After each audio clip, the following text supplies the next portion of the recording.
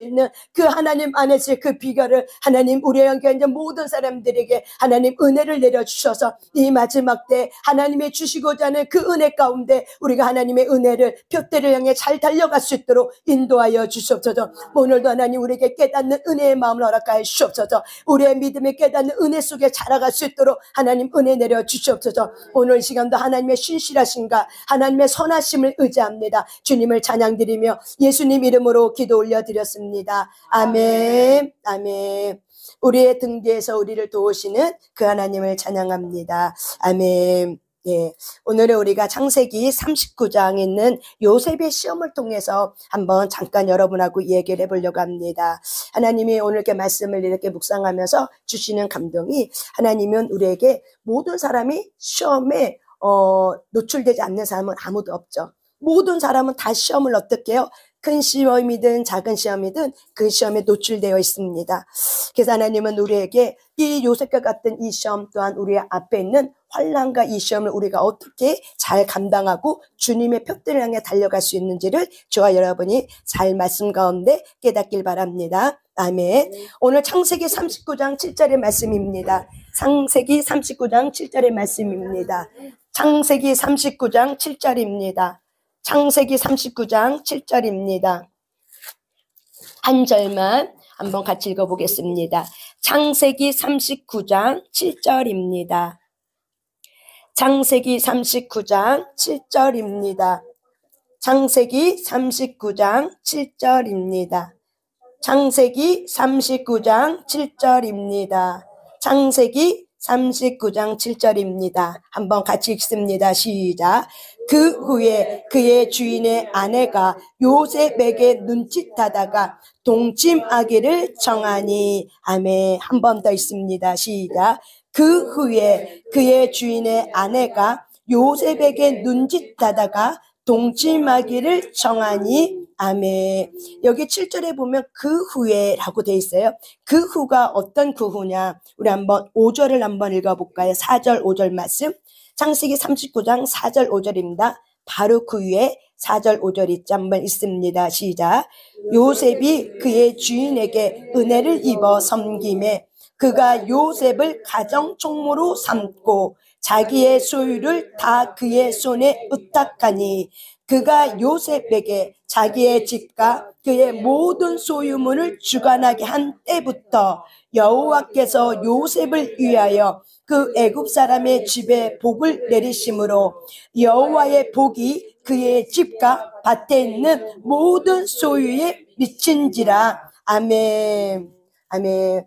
여러분이 이 창세기 39장의 말씀을 모르는 사람은 아무도 없을 거예요. 그렇지만은 우리가 아는 말씀이라 할지라도 우리가 가슴 속에 깨달아지는 말씀, 로고스의 말씀이 레마를 불어주면 굉장히 우리에게 큰 능력이 되고 하나님의 뜻을 발견하게 됩니다. 이렇게 검은 글자는 로고스지만은 우리가 이 말씀을 계속 묵상하다 보면은 레마로 풀어져요. 레마로 풀어진다는 건 뭐냐면 하나님이 이 말씀 속에서 저와 여러분을 향한 그 하나님의 그 뜻을 깨닫게 해주는 거죠. 그럴 때 우리는 어떤 환난이나 어떤 시험이 와도 우리는 그 환난과 시험 속에서 우리는 하나님의 신실하신가, 하나님의 그 사랑하심과 하나님의 그 자비하심의 그 성품을 위해 그 성품으로 인해서 저와 여러분은 다시 일어나게 됩니다. 아멘.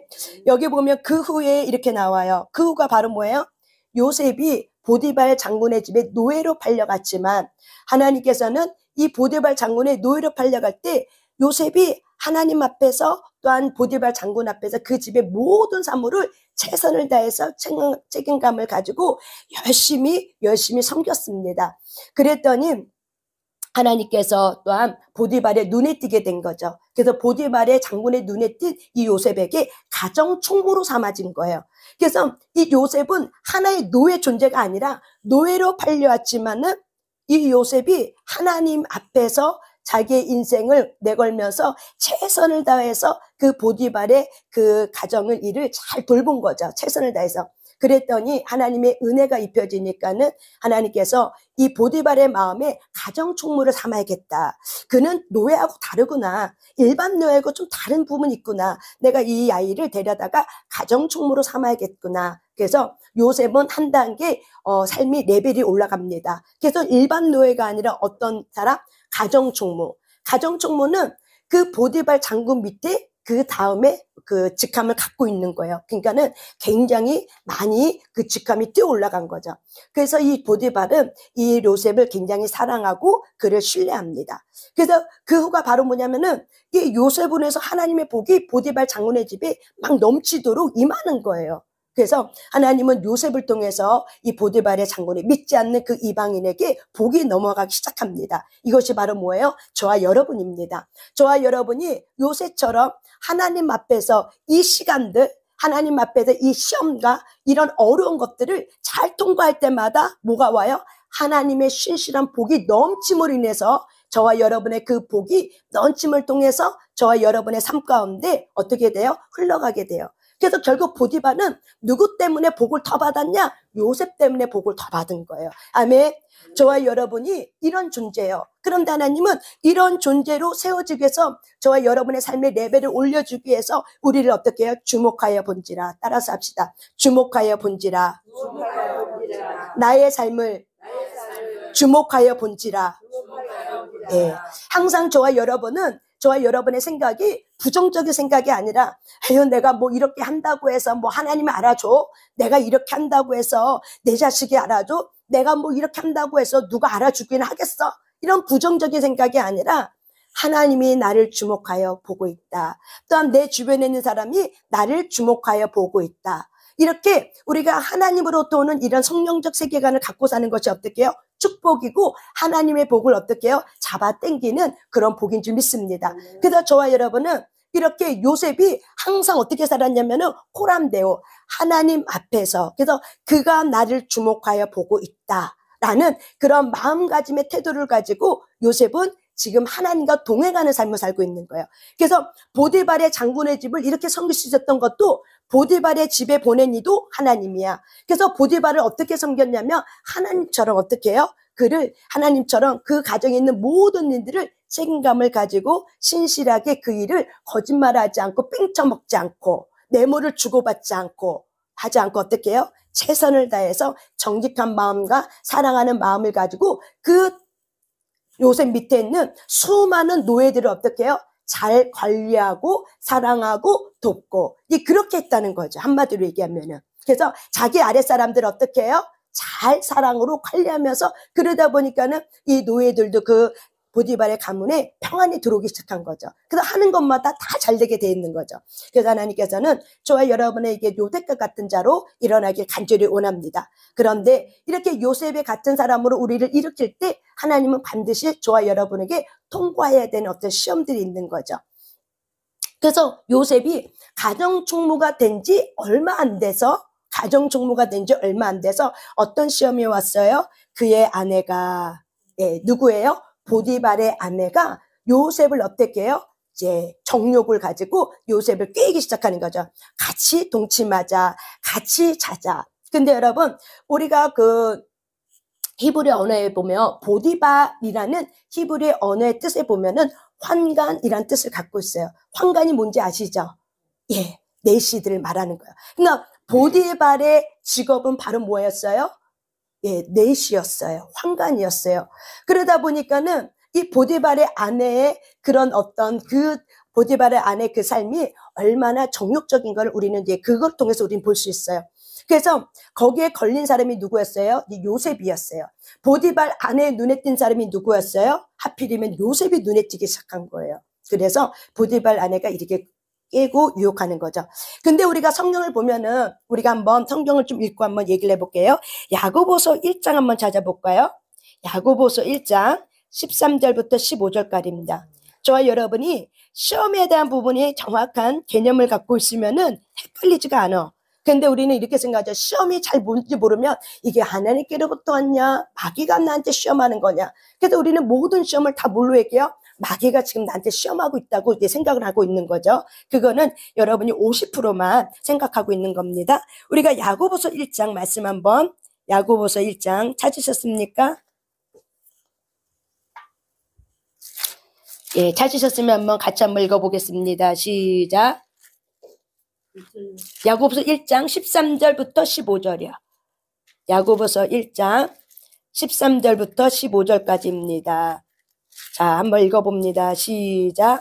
사람이 시험을 받을 때 내가 하나님께 시험을 받는다 하지 말지니 하나님은 악에게 시험을 받지도 아니하시고 친히 아무도 시험하지 아니하시느니라. 오직 각 사람이 시험을 받는 것은 자기 욕심에 끌려 미혹됨이니 욕심이 잉태한즉 죄를 낳고 죄가 장성한즉 사망을 낳느니라. 아멘. 13절부터 15절까지 한 번만 더 읽습니다. 시작. 사람이 시험을 받을 때 내가 하나님께 시험을 받는다 하지 말지니 하나님은 악에게 시험을 받지도 아니하시고 친히 아무도 시험하지 아니하시느니라. 오직 각 사람이 시험에 받는 것은 자기의 욕심에 끌려 미혹됨이니 욕심이 잉태한즉 죄가 낳고 죄가 장성한즉 사망을 낳느니라. 아멘. 여러분, 우리가 성경에 보면은 시험, 또한 우리가 유혹, 또한 미혹 이런 단어로 이렇게 나와요. 시험, 미혹, 유혹 이런 단어들은 다 어떻게 해요? 동일한 의미를 갖고 있어요. 근데 여기 야고보서 1장의 말씀에 보면은 뭐라고 나와 있냐면은 하나님은 시험을 한다, 시험하지 않는다? 시험하지 않는다라고 얘기해요. 그러면서 14절에 뭐가 얘기하냐면은 그러면 시험을 받는 근본적인 뿌리는 뭔가? 오직 각 사람이 시험이 받는 것은 자기 욕심에 끌려 미혹됨이니. 그러니까 저와 여러분이 하나님은 저와 여러분을 시험하지 않는데 그렇다면 우리 인간 삶 속에 왜 고난이라는 거, 왜 문제라는 거, 시험이라고 우리가 또 얘기하죠? 이런 어려움들, 이런 것들이 왜 내게 이렇게 왔을까? 결국 뭐예요? 자기 욕심에 끌려 미혹된다고 얘기해요.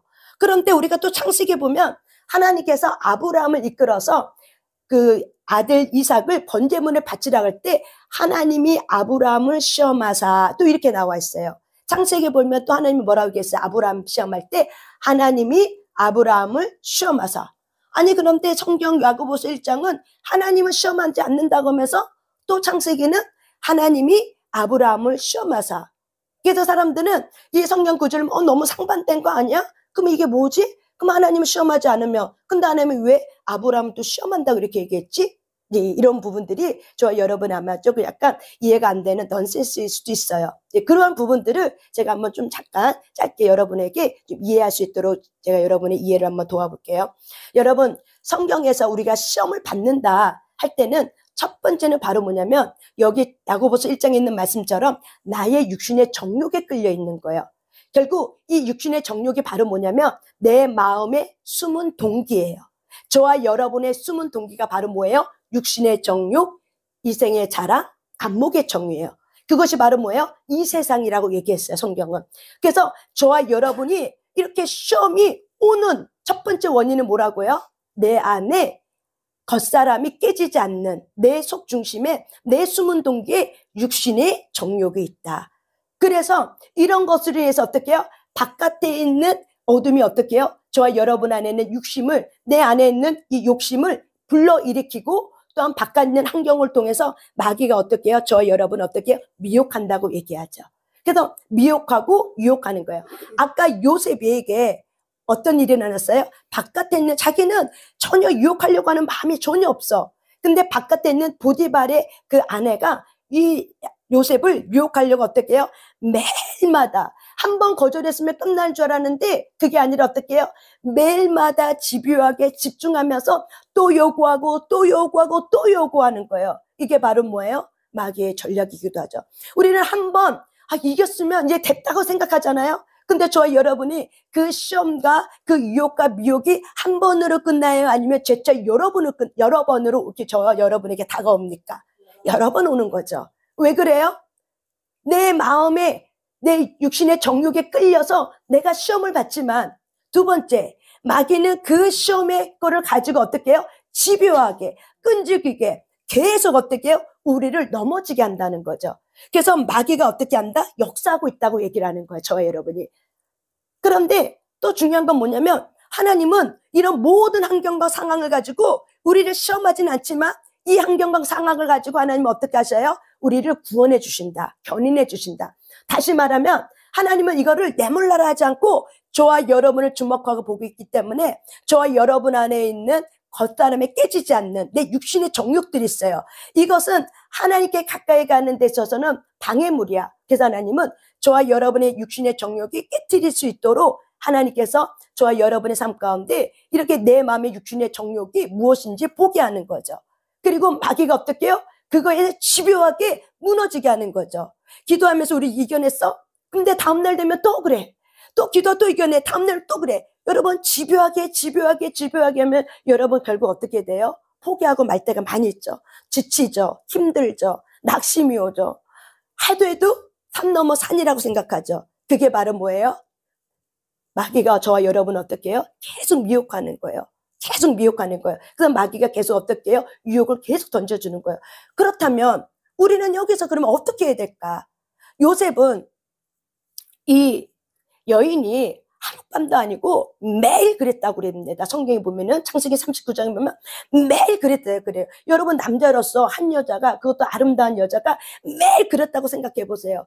여러분 요셉은 또한 청년이었어요. 그렇지만은 매일 그러는 이 가운데 속에서 요셉의 심령의 중심에 뭐가 있었냐면은 그때 거리를 두면서 어느 날은 요셉과 그 여인만 그 보디발의 아내만 그 집에 있는 거죠.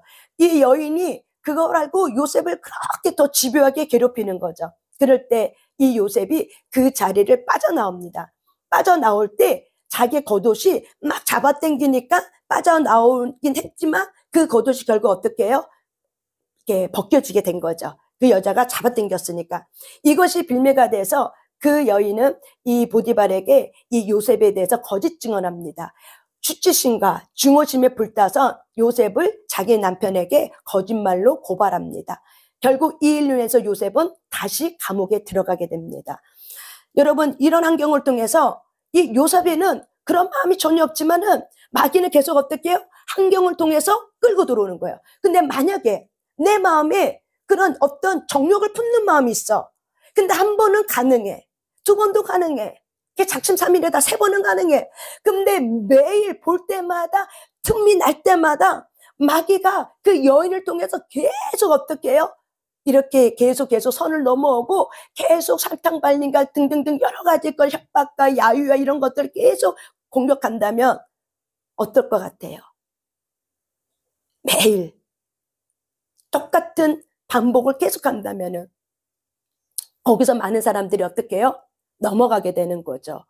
그래서 우리가 이런 모든 시험은 모든 사람에게 다 어떻게 됐다? 노출되어 있다.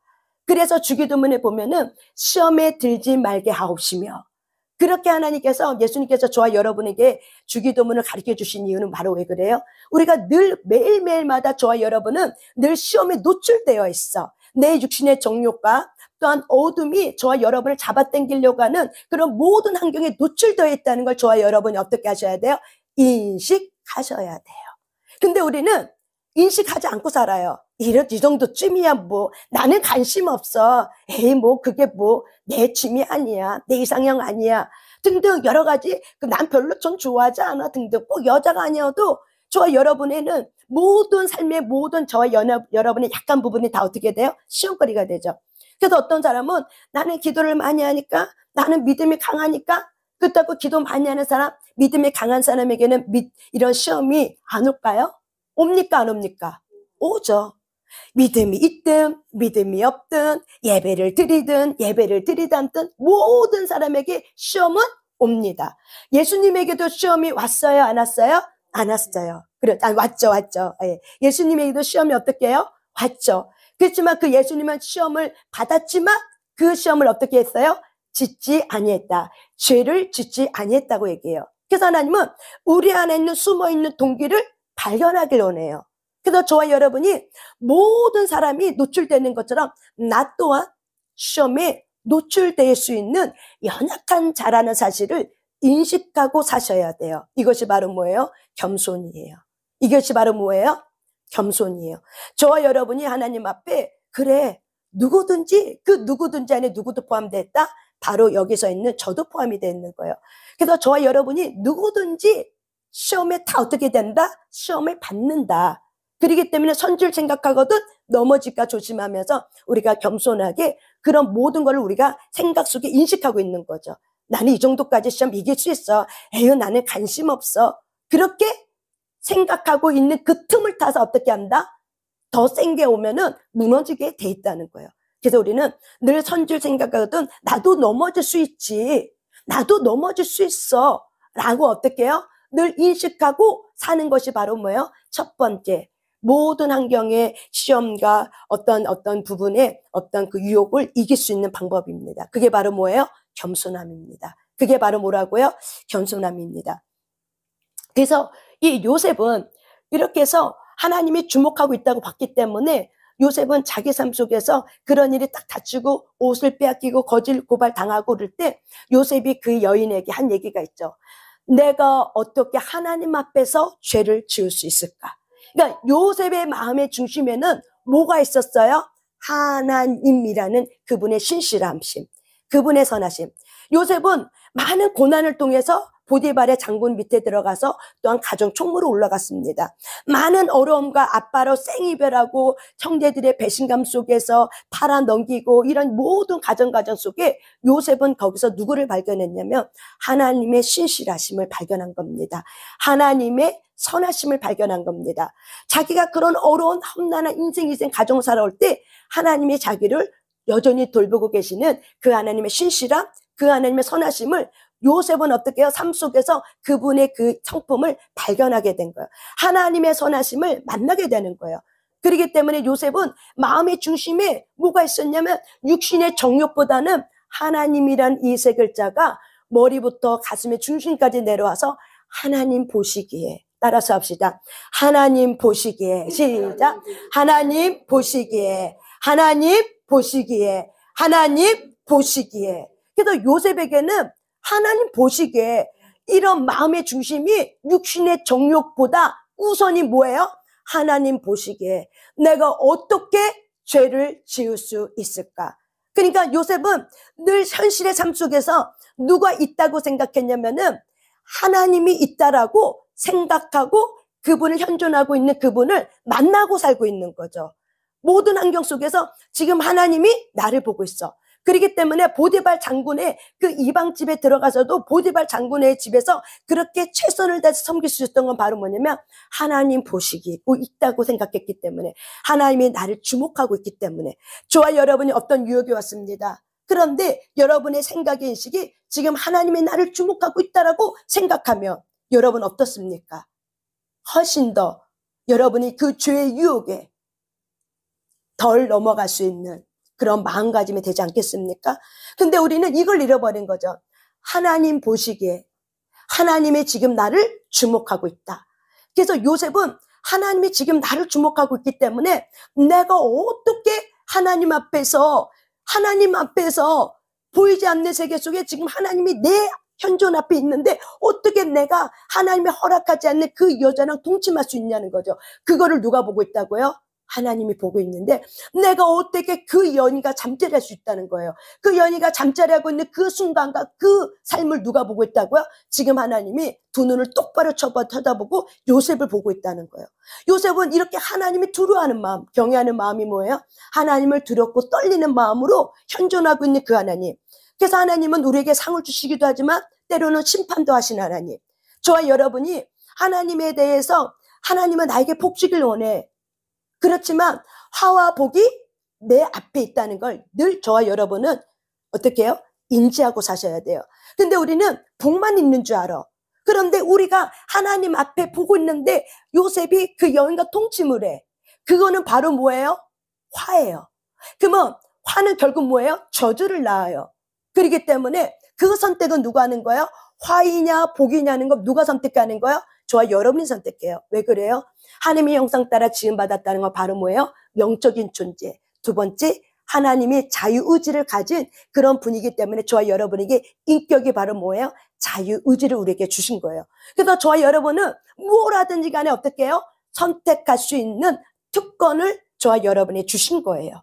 그래서 우리는 마귀 때문에 그래 라고 변명할 수 없다는 거예요. 마귀 때문에 그런 것이 아니라 첫 번째 야고보서 1장에 있는 말씀처럼 그 시험을 합법적으로 누가 받아들인 거예요? 내 안에 있는 육신의 정욕이 있기 때문에 밖에 있는 환경이 내게 치고 들어오면 어떻게 해요? 내 안에 있는 것과 밖에 있는 것이 연합이 돼버리는 거예요. 그래서 하나님은 저와 여러분의 겉사람이 이렇게 고난을 통해서 이런 시험과 환난을 통해서 저와 여러분 안에 있는 심령의 중심의 동기, 육신의 정욕, 이생의 자랑, 안목의 정욕이 깨지길 원하는 거예요. 그럴 때 이런 부분이 내 안에 깨져가면서 육신의 정욕보다 하나님이라는 현존하고 있는 하나님을 인식하고 산다면, 내 육신의 정욕, 그전엔 내가 육신의 정욕만 인식하고 살아서 배신감에, 화와 분노와 슬픔에, 내 안에 있는 어떤 상처로 인해서 부정적인 생각만 내가 인식하고 살았어. 그런데 우리가 깎이면서 예수가 나의 주가 됨으로 해서 저와 여러분이 하나님, 나의 주 예수 그리스도가 먼저 우선으로 인식하고 산다면, 우리가 요셉에게 바깥에 있는 육신의 정욕에 치고 들어와도 그거를 어떻게 할 수 있다고요? 하나님의 주신 은혜로 매일매일 어떻게 해요? 하나님이 나를 주목하고 있어. 내가 어찌 하나님 면전 앞에 이 죄를 지을 수 있을까? 라는 그런 말씀이 내 안에 내 말을 부러지는 거죠. 아멘? 우리가 성경 말씀을 로고스만 보고 있기 때문에 요셉이 일이야, 나하고는 상관없어. 요셉이 멋지게 생겼으니까 그런 유혹을 받는 거지, 나는 못생겼으니까 그런 유혹 절대 없어 라고 생각하는 것 자체가 바로 뭐예요? 스스로 속고 속이는 거예요. 어떤 것이든 간에 저와 여러분, 어떤 것이든 간에 이렇게 내가 멋졌기 때문에 그런 어떤 유혹만 오는 게 아니에요. 저와 여러분 안에 어떤 거예요? 육신의 정욕. 그래서 하나님은 저와 여러분 안에 이런 육신의 정욕이 깨지길 원하는 거죠. 깨지는 게 바로 뭐예요? 우리가 시편 51편 7절의 말씀처럼 상한 심령을 가져서 우리가 하나님 앞에 통회하고 상한 심령으로 하나님 앞에 나오는 예배. 결국 뭐예요? 깨진다는 건 바로 뭐예요? 내가 나의 죄를 자각했어. 두 번째는 바로 뭐예요? 내가 하나님 앞에 가서 회개하는 거죠. 회개하는 영을 구하고 회개하는 마음을 구하고. 그래서 하나님은 우리에게 상한 심령을 원한대요. 그래서 우리 안에 상처 있는 심령, 아픈 마음, 내가 죄를 지었어, 그 죄 때문에 죄책감, 수치심을 어떻게 해요? 포장하지 말고 그 마음 그대로 갖고 와서 상한 심령, 회개하는 마음과 회개하는 영을 구하면서 하나님 앞에 구하는 거죠. 이것이 바로 뭐예요? 겉사람이 깨지는 거예요. 아시겠습니까? 겉사람을 깨트린다는 거 바로 뭐예요? 나를 인식하는 거야. 내 안에 육신의 정욕 때문에 이런 화가 임했구나. 이걸 자각하는 거예요. 나는 그런 마음 전혀 없는데 100% 무조건 막이라고 하면 어떻게 해요? 너무나도 우리가 그러면 책임이 어떻게 회피가 되는 거죠. 근데 하나님 앞에는 책임이 회피가 안 되는 이유가 왜 그래요? 하나님이 저와 여러분에게 자유주의를 주셨어. 결국은 마귀가 환경을 통해서 역사에 마귀가 요셉을 넘어뜨리려고 그 여인을 통해서 매일매일 유혹시켜. 그런데 매일매일 유혹시키는 그 마귀의 그거를 어떻게 해요? 내 안에 우선권이 뭐였는가? 내 마음의 심령의 중심에 우선이 하나님이었느냐 아니면 내 육신의 정욕이었느냐? 이걸 우리가 어떻게 해요? 발견하게 되는 거죠. 그래서 요셉은 이 안에서 뭐가 발견됐어요? 하나님이 발견된 거예요. 그래서 저와 여러분이 이렇게 이런 부분이 내 말로 부러지는 거죠. 요셉의 일이 아니라 요셉의 사건이 곧 누구의 사건이다? 나의 사건이 될 수도 있구나. 성경은 그래서 막 이렇게 좋은 것도 쓰지만 안 좋은 것도 막 써요. 유다가 마음에 창녀 집에 찾아가갖고 이런 것도 써요. 왜 그래요? 우리가 다 똑같다고 얘기를 하는 거예요. 우리의 마음이 타락했기 때문에 모든 사람의 마음이 다 똑같대. 유다만 그런 것이 아니라 현재 지금 살고 있는 저와 여러분의 마음에도 그럴 수 있다는 거죠. 그런 마음을 사실은 갖고 있다는 거죠. 그래서 시험에 들지 말게 하옵시며. 그래서 이 기도가 굉장히 중요한 거야. 매일매일마다 하나님 앞에서 시험에 들지 않도록 하나님 지켜주시옵소서. 이런 걸 우리가 인식하고 산다면 어떤 유혹과 죄가 들어와. 근데 내 안에 우선순위가 하나님 면전 앞에서 지켜주세요. 내가 죄를 짓는 것을 원하지 않습니다. 육신의 정욕을 내가 깨트리길 원합니다. 이렇게 하나님 앞에 면전 앞에 살고 있다면 저와 여러분의 그 생각을 붙들고 있다면은 이것이 요셉의 일이 아니라 나의 일이 되었구나. 그러면서 요셉이 했던 말처럼 저와 여러분이 믿음을 가지고 내 자신에게 이 공간에 있는 어둠에게 하나님 앞에 신앙 고백을 하고 선포하는 거죠. 내가 하나님 앞에 어떻게 득죄할 수 있으리요? 이것이 바로 뭐예요? 저와 여러분의 심령의 고백이 되어서 레마로 풀어주시길 바랍니다. 아멘. 그래서 성경은 우리에게 거울이 된다고 하죠. 그래서 모든 성경은 저와 여러분의 삶에 거울이 되는 거예요. 이것이 바로 뭐예요? 말씀을 레마로 잡아당겨서 풀어지는 거예요. 여러분 삶 가운데. 그래서 이 요셉은 이렇게 해서 어떻게 해요? 그 육신의 정욕을 이길 수 있었던 거죠. 요셉은 누구보다 자기의 육신의 정욕보다 무엇을 더 생각했다고요? 하나님을 더 생각한 거예요. 그래서 요셉은 하나님의 그 현존하고 있는 신실하신가, 하나님의 현존하고 있는 그 하나님의 그 선하심을 그거를 의지하고 있었던 거죠. 그래서 저와 여러분이 늘 마음의 생각 속에 무엇이 새겨져야 되냐면 하나님이 지금도 나를 주목하고 보고 있다. 그 하나님은 신실하신 하나님이요. 그 하나님은 선하신 하나님이다. 그렇기 때문에 그 하나님은 나에게 주신 약속을 이루시기에 오늘도 나와 함께 계시고 나를 지켜 보존하고 있다. 그렇다면 하나님이 나를 지켜 보존하기 위해서 계속 말씀으로 우리에게 던져줘. 그러면 그 말씀을 던져준 말씀을 내가 마음판에 새기고 안 새기고는 누구의 몫이라고요? 저와 여러분의 몫인 거예요. 그런데 우리의 겉사람에는 어떤 것이냐면 잘못된 권리의식이 있어요. 잘못된 권리의식이 뭐냐면은 우리는 매일매일 일상생활 속에서 평안을 누리고 먹을 수 있는 거, 어떤 환경의 어떤 자유로움, 어떤 등등 좋은 것들을 우리가 누리고 혜택을 누리고 살아요. 그런데 잘못된 권리의식은 이런 모든 것들을 당연하게 여기는 거예요. 그러니까 당연하게 여기기 때문에 내 안에 쓰나미가 몰려들면 어떡해요? 분노가 일어나고 화가 일어나고 이 일이 왜 나한테 오는 거야? 내가 그래도 열심히 살아왔는데 분노가 막 일어나는 거죠. 왜 그러는 거예요? 잘못된 권리의식 때문에 그러는 거예요. 이게 바로 뭐예요? 깨져야 될 겉사람입니다. 이것 때문에 어떻게 해요? 내가 당연히 누리고 나는 행복해져야 되는 사람이야. 근데 조금만 불행한 일이 오면 어떡해요? 두려움과 또한 불안함 때문에 두루두루 떨면서 왜 나에게 이런 일이 왔지 하면서 부르부르 떨면서 원망하고 화를 내고 그리고 분노하고 배신감에 소외감에 외로움에 이렇게 우리가 겹겹이 쌓이는 거죠. 왜 그렇다고요? 잘못된 권리의식 때문에. 그럼 모든 것을 어떻게 해요? 당연하게 여기는 거죠. 당연하게 여기니까는 우리 안에 한쪽에는 어떻게 해요? 내게는 재앙이 오면 안 돼. 내게는 어려움이 오는 건 용납하지 않아. 누가 용납하지 않는 거예요? 내가 용납하지 않는 거죠. 근데 하나님은 그걸 어떻게 하라? 수용해라. 그거를 수용해라. 왜? 네 안에 있는 숨어있는 동기를 깨트리기 위함이다. 너의 겉사람을 깨트리기 위함이다. 너와 하나님과 나 사이에 이 겉사람이 가로막고 있다. 죄의 허물이 가로막고 있다. 그렇기 때문에 이거는 반드시 깨져야 된다. 이거를 수용하라고 우리에게 말하는 거죠. 그렇다면 저와 여러분이 수용하고 있는 저와 여러분은 어떤 환난이나 어떤 시험이나 이런 내가 생각하지 못했던 일들이 빵빵빵빵 터져. 그러면 우리는 잘못된 권리의식, 하나님 이것이 내게는 이런 일이 일어나지 않을 거라고 생각했던 이 잘못된 권리의식을 회개합니다. 너무 당연하게 여겼던 걸 회개합니다. 라고 저와 여러분이 하나님 앞에 회개하는 거죠. 왜? 우리에게는 행복할 때도 있고 행복하지 않을 때도 있는 거예요. 그래서 하나님은 우리에게 슬픔도 주고 행복도 준다고 전도서에 얘기하고 있어요. 왜? 이 두 가지를 통해서 하나님이 하시고자 하는 그 헤아린 하나님 하시고자 하는 우리가 발견하게 되는 거예요. 우리를 어떻게 한다? 훈련하기 위함이라는 거예요. 그래서 유대인들은 이렇게 한대요.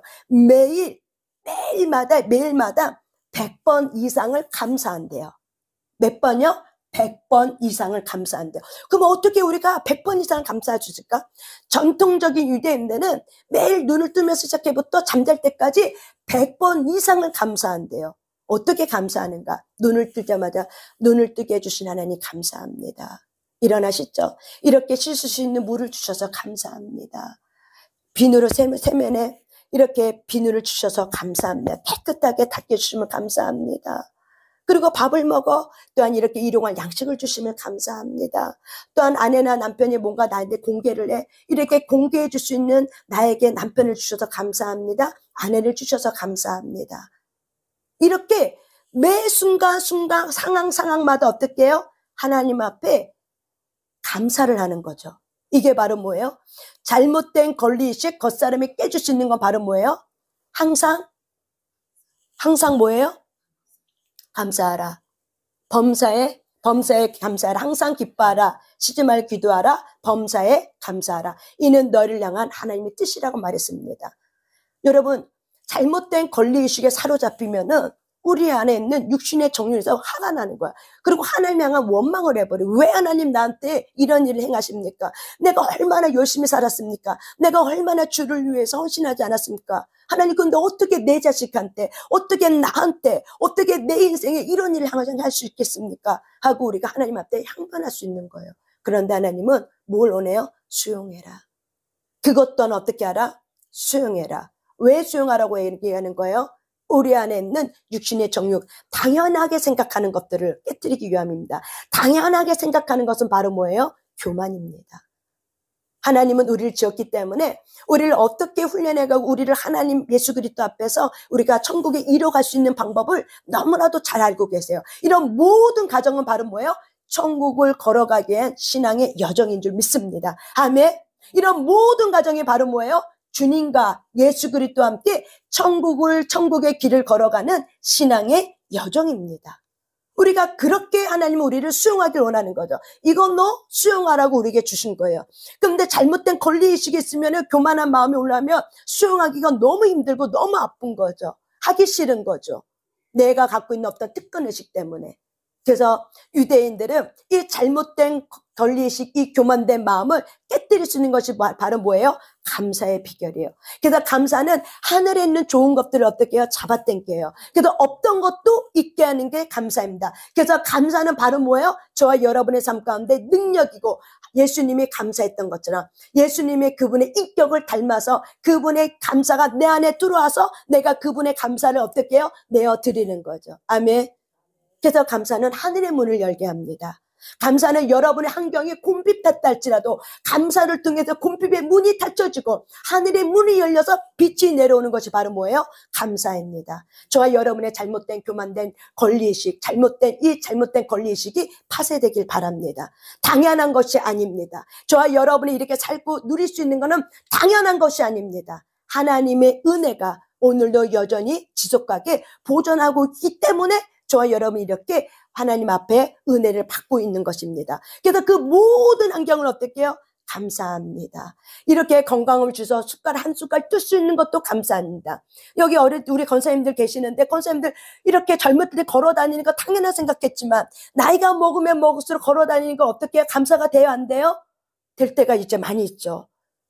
그것이 바로 뭐예요? 젊을 때는 당연하게 여긴 것들이 나이 먹으면 먹을수록 신체가 노화가 되면 될수록 뭘 깨달아요? 감사한 게 아니었구나.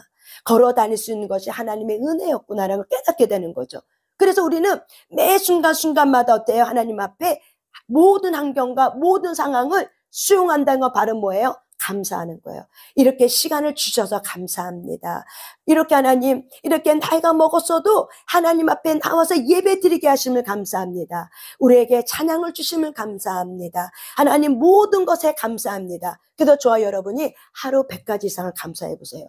아마 삶 속에 놀라운 하나님의 나라가 저와 여러분의 삶 가운데 임할 줄 믿습니다. 아멘. 이거 하나라만 신천해 보세요. 왜? 감사는 하나님의 뜻이래요. 범사에 감사하는 건 누구의 뜻이래요? 하나님의 뜻이래요. 그래서 매 순간 어떤 환경과 어떤 상황 속에 감사한다면 우리가 원망할 부정적인 생각이 들어올 수 있을까요? 들어올 수 없겠죠. 무기력의 생각이 들어올 수 있을까요? 들어올 수 없겠죠. 결국 무기력의 생각, 그 모든 원망하는 거, 불평한 거, 그건 바로 뭐예요? 내 안에 육신의 정욕 때문에 그러는 거예요. 육신의 정욕이 무너지지 않았기 때문에. 그래서 저와 여러분이 하나님의 뜻이 무엇일까? 하나님이 이거를 당연히 여겼던 거를 하나님이 내게 지금 이거를 회개하길 원하는 거구나. 그러면 저와 여러분이 얘기하면서 이 모든 상황을 내가 수용하기로 결정하시길 바랍니다. 모든 환경을 어떻게 하세요? 수용하세요. 받아들이세요. 그리고 감사로 돌리세요. 감사합니다. 하나님 감사합니다. 나에게 힘들게 하는 자식 또한 하나님 감사합니다. 그것 때문에 하나님의 마음을 더 헤아릴 수 있게 되었습니다. 하나님 그것 또한 감사합니다. 내 육신의 질병 또한 감사합니다. 그것 때문에 내가 하나님의 그동안 내 육신의 건강을 주셨다는 것이 얼마나 큰 은혜인지를 깨닫게 해주심을 감사합니다. 이렇게 우리가 늘 모든 삶 속에 매일매일 순간순간마다 감사한다면 우리 안에 뭐예요? 하나님의 신실하심과 하나님의 그 선하심 앞에서 우리가요, 하나님 앞에 삶의 예배를 올려드리는 거예요. 그게 바로 뭐예요? 하나님의 선하심. 하나님의 모든 환경을 통해서 나에게 선하게 해주려고 해. 하나님의 모든 약속을 주셔서 신실하게 당신의 약속을 이뤄가게 해. 그래서 신앙의 여정을 통해서 우리를 천국 갈 수 있도록 하나님께서 저와 여러분의 삶을 이끌어가려고 해. 그래서 하나님의 선하심과 하나님의 그 신실하심 앞에서 저와 여러분이 어떻게 해요? 감사할 때 그분의 인격을 만나고 그분의 인격이 내 삶 속에 녹아지는 거예요. 그래서 내 삶 속에 있는 예수 그리스도의 그 9가지 성령의 9가지 인격의 열매들이 저와 여러분 삶 가운데 드러나게 되고 나타나게 되는 거예요. 아멘. 그것이 바로 뭐예요? 요한복음 15장에 있는 성령의 9가지가 열매가 맺어지는 하나님의 놀라운 은혜인 줄 믿습니다. 아멘. 그럴 때 없던 것도 마귀는 우리를 뺏어가요. 없던 것도 하나님이요 감사할 때 있게 해주는 거예요. 감사하는 자식에게 더 주는 것처럼 원망하고 불평하고 엄마 아빠 원망하고 불평하고 엄마 때문에 그래 아빠 때문에 그래 그런 자식에게 더 주고 싶지 않는 것도 사람의 마음인데 하물며 좋은 아버지인데 좋은 아버지는 하나님 아버지 좋은 아버지이기 때문에 원망하는 자식에게도 주고자 하죠. 그런데 어떻게 해요? 내가 육신의 정욕 때문에 그것 때문에 어떻게 빼앗김을 당하는 거예요. 누가? 마귀가 하나님께 좋은 것들을 오는 것들을 문을 다 막아버려서 어떻게 빼앗김을 당하게 하는 거죠. 그래서 하나님은 빼앗기지 아니하게 해주시죠. 이제는 내가 너에게 좋은 것들 주는 것들을 나는 이제 빼앗기지 말라. 빼앗기지 않을 수 있는 놀라운 하나님의 비밀은 바로 뭐예요? 항상 감사하라. 이것이 바로 뭐예요? 하나님으로부터 오는 거를 빼앗기지 않게 되고 있는 것도 더 있게 되는 놀라운 하나님 앞에 청지기의 삶인 줄 믿습니다. 아멘. 감사하시길 바랍니다. 아멘. 아멘. 우리 하나님 앞에 찬양하고